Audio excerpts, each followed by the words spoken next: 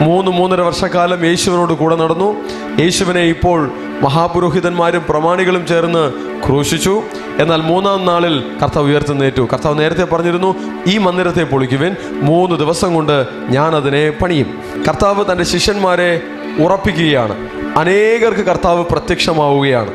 Olive മലയിൽ വെച്ചിട്ടാണ് കർത്താവ് സ്വർഗാരോഹണം ചെയ്യുന്നത്. ആ സമയത്തും കർത്താവ് അവരോട് കൂടെയുണ്ട്. അപ്പോൾ യേശു ക്രൂശിക്കപ്പെട്ടു, മരിച്ച് അടക്കപ്പെട്ടു, 3-ാം നാൾ ഉയർത്തെഴുന്നേറ്റു. 40 ദിവസത്തോളം ശിഷ്യന്മാരോട് കൂടെ ഉണ്ടായിരുന്നു. ശിഷ്യന്മാർക്ക് പല സന്ദർഭങ്ങളിൽ പ്രത്യക്ഷമായി. അവർക്ക് പല കാര്യങ്ങൾ പറഞ്ഞു കൊടുത്തു, അവർക്ക് പല കാര്യങ്ങൾ ട്രെയിനിങ് കൊടുത്തു, പല കാര്യങ്ങൾ അവരെ ഏൽപ്പിച്ചു, പല കാര്യങ്ങളിൽ അവരെ നിയോഗിച്ചു, പല കാര്യങ്ങൾ അവർ ചെയ്യുവാൻ തക്കവണ്ണം അവരെ ആക്കി വിട്ടു. ഹല്ലേലൂയ. റിയലി ഈ 40 ദിവസം കൊണ്ട് എന്ത് സംഭവിച്ചെന്നറിയാമോ? സഭയെ പണിയുന്ന ഒരു പ്രോസസ്സിങ്ങിന് കർത്താവ് അടിസ്ഥാനമിടുകയായിരുന്നു. കർത്താവ് പറഞ്ഞു, ഞാൻ എൻ്റെ സഭയെ പണിയും, പാതാള ഗോപുരങ്ങൾ ജയിക്കുകയില്ല.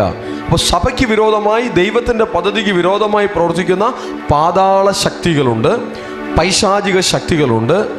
അതിനെ ജയിക്കുന്നൊരു സഭയാണ് കർത്താവ് പണിതുകൊണ്ടിരിക്കുന്നത്. ആ സഭ എങ്ങനെ ജയിക്കും?